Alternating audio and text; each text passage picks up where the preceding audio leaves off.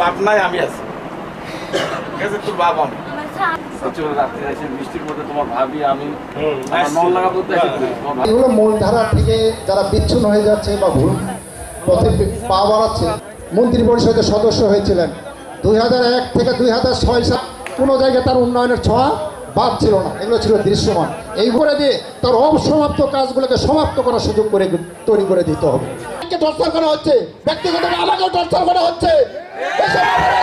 আমাদের মতো অনেকে রাজনীতিকে সরে যাবে। এ পর্যায়ে আপনার নেতা তারেক রহমান উন্নয়নের রাজনীতির কথা বলেছেন।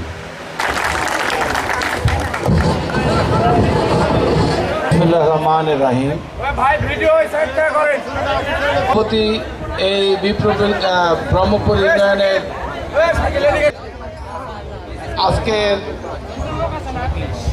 এই আব্দুল মোতালেব বাবলু এখানকার সভাপতি,